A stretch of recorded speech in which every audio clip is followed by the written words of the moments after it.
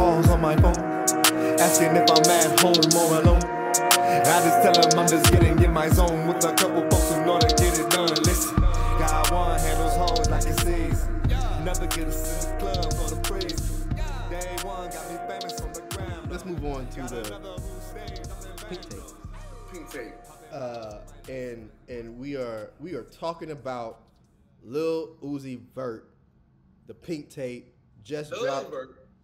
Looks like it's gonna be #1 rap album. That's what it looks like. The first one of 2023.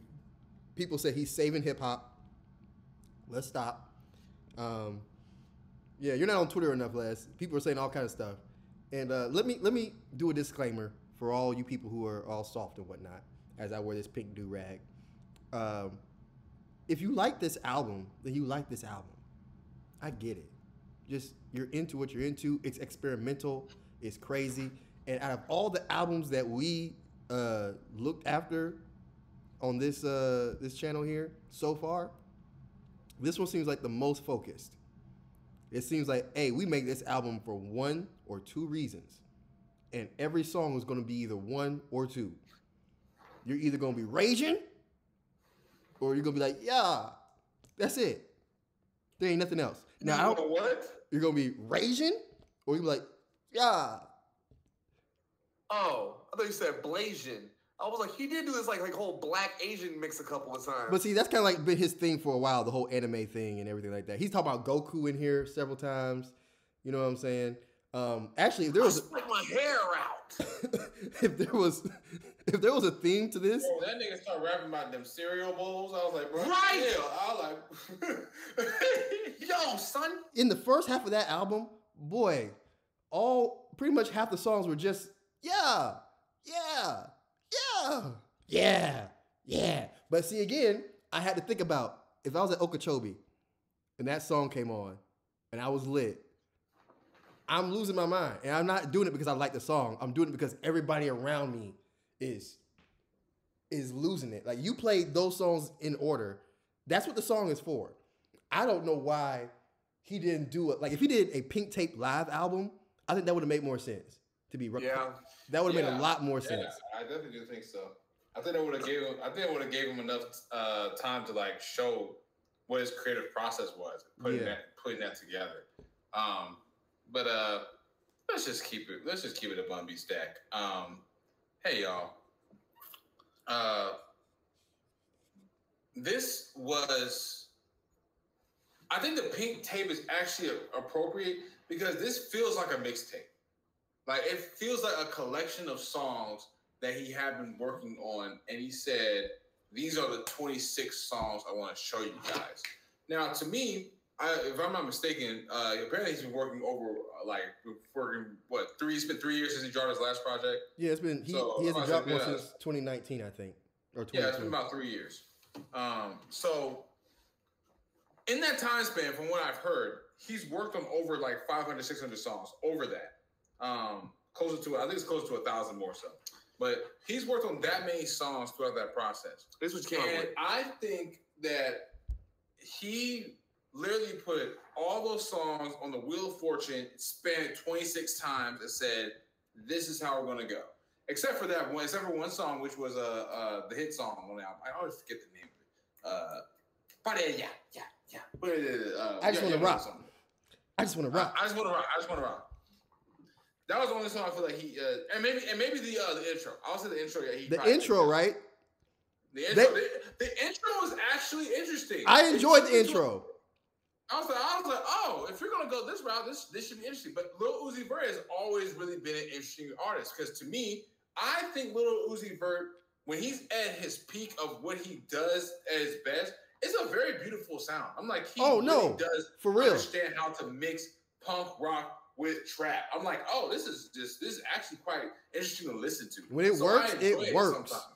But this project, I did not. This was not that. This was not Love is Rage. This is not his hit singles or anything of that nature. And that was probably my biggest thing I had a problem with. I was waiting way too long to hear a song that would communicate to like all platforms. Like, can you play this on the radio? Can you play this at a party? In any scene? I used to just sit there like, this is a lot of emo, like punk rock type of stuff. And then when you go and listen to what he did, also with the selection process, it was kind of odd that you did like over 500-600 songs and you picked covers of other songs to put on the album. Rick Rubin, your collaboration with him on that cover for Chop Suey, I'm not really sure. Rick Rubin helped him with that? No, huh? Did you say Rick Rubin? Rick Rubin helped produce Chop Suey. That's weird because he helped do the original. So how did he let him do that? Well, I don't know. Oh, that's weird. I knew what they would have wanted, bro. He was the producer. Surprisingly, I enjoyed Uzi's part. I got I'm about to say, okay, and that's just how it goes, I guess. But I enjoyed. Like, I'm not like I said, I'm not a fan of the song, the original version of it. However, I do enjoy parts of the song, like the parts where like it slows down. But you know, I'm not a huge punk rock metal guy anyway. But when it slows down, I'm like, this is a nice little groove. I don't think you trust. Yeah, I was like, yeah. When they have time and everything, I'm gonna say, yeah. But and when I heard Uzi do it, I was like, yeah, this is something that I think you should have honestly just made that for the entire song. Like, I think he should have did his own literal version of it from that standpoint, because the auto-tune matched with the drums, the auto-tune matched with how he was blending in there. Everything had to fit in that moment. But he went right back to what, the song was. And that to me right there, I was like, bro, you should have just did Lil Uzi Vert does a cover of this song. Not, I'm going to do my version of this song. I don't know how to explain that correctly, but I know you did. What I'm saying. You did. Like, it's like, I'm not going to literally do the song right back. I'm going to do Lil Uzi's version of how you would do it. I think that would translate it better. And also, like I said, when he's doing like I don't really care if you cry, like that type of stuff from like Love Is Rage, things like that, like that's Uzi's bag. But the problem is, to me, is that none of these songs match what he has done in the past. I feel like the center of this album was very chaotic. I never really knew there was a place, which is why I was like, this is a mixtape feel, because nothing on this album to me, there was a direction for it. I think he was just trying to show you guys, hey guys, this is what I've been working on. Yeah. Like that's what it literally I just want to rock. And this way, like I want you guys to hear what I've been doing. And I will admit this. This is an odd album to me because it falls flat on a lot of things, but you feel the energy. Oh, he had that for days. And that's the crazy. I'm about to say, so if you ever ask me, like, yo, does Uzi have energy on these tracks? Yeah. Does Uzi have the appropriate energy on some of these tracks? Yes, I would say that. But if you ask me, like, yo, like the quality of these tracks as an overall product, you listen to the song start to finish. Man, I can't pick a song really honestly that I really personally enjoyed. I only enjoyed moments in each track. I was like, okay, that's a cool moment. Okay, that's a cool moment. Oh, that was a cool idea. But no. I do enjoy Lil Uzi Vert's ability to adapt to other artists with him on a track. I think he always takes care of actually creating a relationship with them. So the Don Toliver feature, it was cool. Their relationship was there. Obviously, the relationship was there with him and Nicki. They both were like, yeah, I'm in this bag. Him and Travis Scott. Let me tell you something. Travis Scott, I think, is bowing out to too many rappers and people performing. Hey, Travis Scott need to chill out for a second.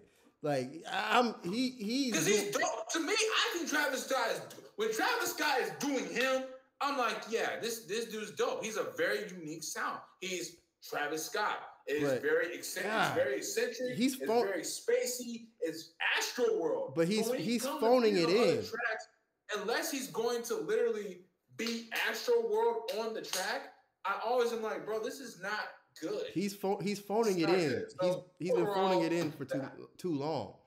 Every time I hear him recently, he's just doing stuff. It's like, bro, I don't feel like you're trying right now. I feel like you're just like, oh, I got this stuff on. All right, here we go. I was like, bro, it's too predictable to me right now. I was like, bro, I'm not really enjoying your features. I used to, and honestly, I mean, I'm not saying I was ever a fan, but like you're just not doing the whole thing for me right now, my guy. I don't. That's where I'm at. So overall, like, I don't want to be an asshole. Like, I really don't want to be. But like, it's like a 2 for me, bro. Like, I just don't understand it. And maybe y'all can answer this question because I took some thoughts. Like, to think about like, yo, where was he actually? Like, what do y'all think he was actually like thinking about when he was putting this together? Was he actually trying to show the world like, hey, I can do punk rock to the nth degree? Because I think the energy in the song covers, he's clearly trying to say, no, I am rock for real, dog. And I'm just like, you don't, dog. You're just doing stuff. So, like, what do y'all like? Do y'all actually think he thought about this? Or did he just be like, I'm just going to pick the songs I with? I think he was smoking Seroquel, which is apparently a drug that's for schizophrenics, which he definitely was doing. So I think he was high, very high. Oh, I think he was thinking I said at the beginning, he only had 2 thoughts. He was like, we're either going to be raging the out or yeah. And he's doubled down. He doubled down in every way. He said, oh, y'all think I sing? I'm really going to sing. Y'all think I'm punk? I'm real punk. Y'all think I do an album? I'm going to make it twice as long as any album should be.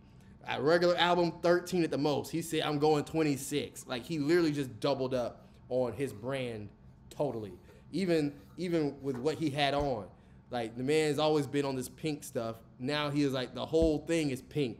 Ain't nothing, like, he just doubled down on everything. Even what people say about him. He's made claims about him being straight before because people keep calling him gay. Every other song, this man was talking about like, hey, nah, man, I got your girl. So he just wanted to double down.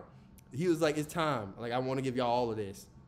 And yeah, I don't think it was like it came off chaotic because that's what punk is. That's what this type of rock and roll is supposed to be. It's supposed to be wild and crazy. But I feel like he had a very streamlined thought process on how he wanted this to come out. The only thing that makes me not 100% on that thought is the fact that it is so long.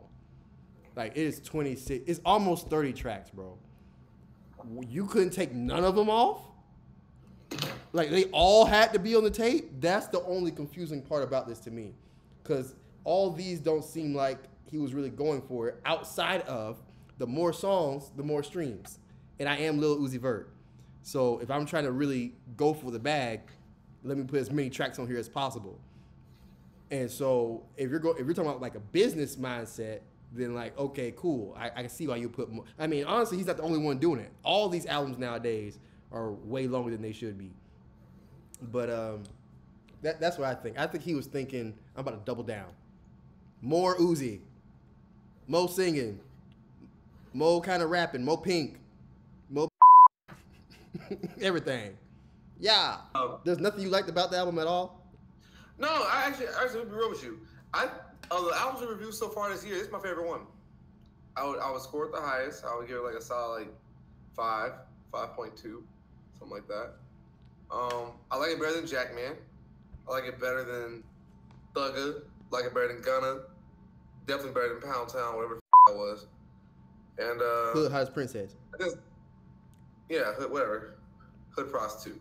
I have to admit, listening to the project, when I started going like, man, I love these songs, but I do this, I mean, I enjoy listening to it. I was like, there's just a lot of random shit going on right now. I mean, you're expressing yourself. It felt like a live concert. Like, when I started taking it like, okay, I'm listening to a live album.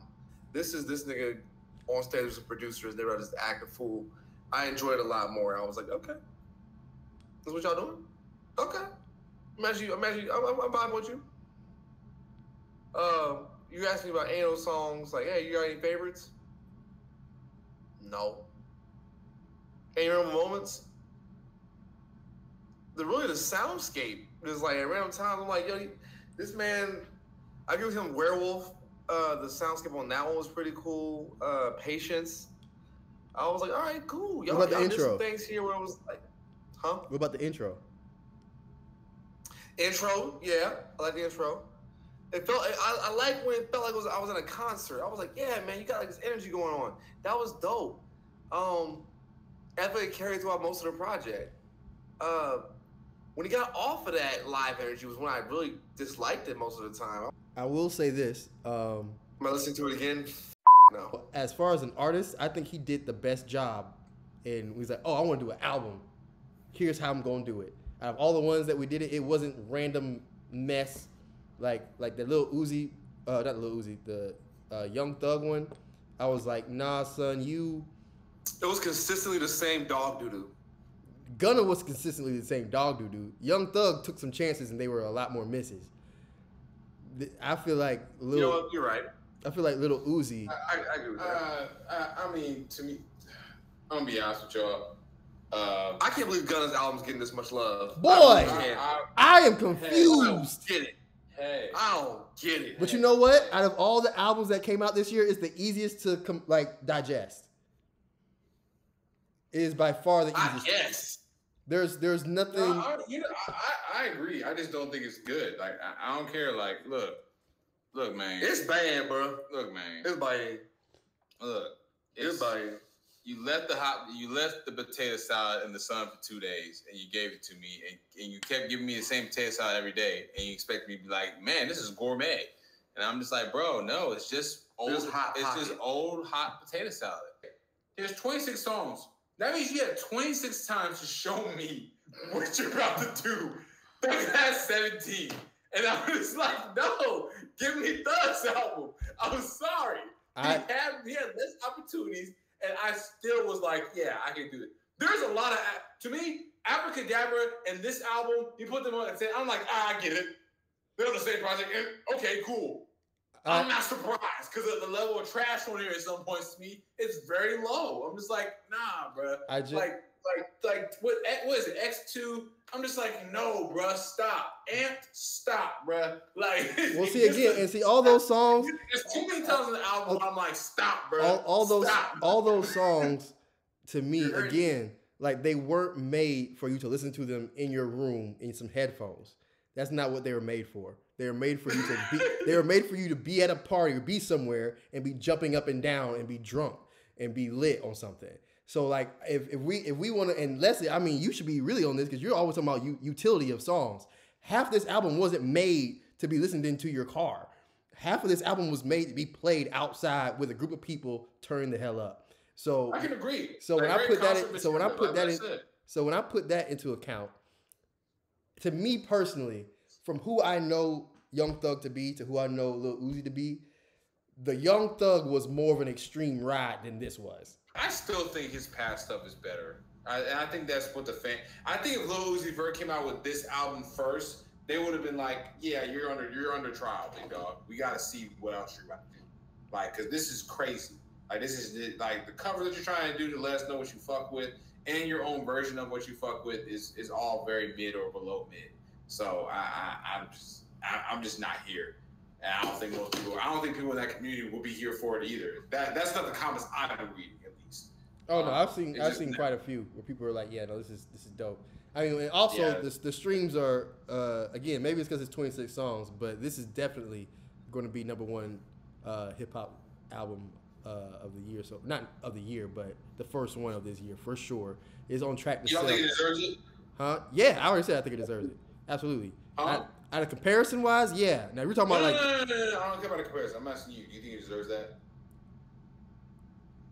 I said no. I said not a comparison. Do you think it deserves that? I'm confused. No comparison. I'm confused on the question. If it's #1, that means it just sold the most. Do I believe it deserves to sell the most? Yeah. So do you think it deserves a #1 placement? Yeah, it definitely does. Okay, cool. Do you think it deserves a #1 placement? Yeah. Okay. Yeah. Hell no. 37 missed calls on my phone, asking if I'm at home or alone. I just tell him I'm just getting in my zone with a couple folks who know to get it done. Listen, got one handles hoes like it sees. Never get us in the club for the praise. Day one got me famous from the ground up. Got another who stays up in vandals. Popping bottles with my best friend.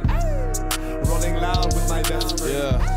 I pull a crowd with my best friend. Like I'm in a movie starring me and my best friend.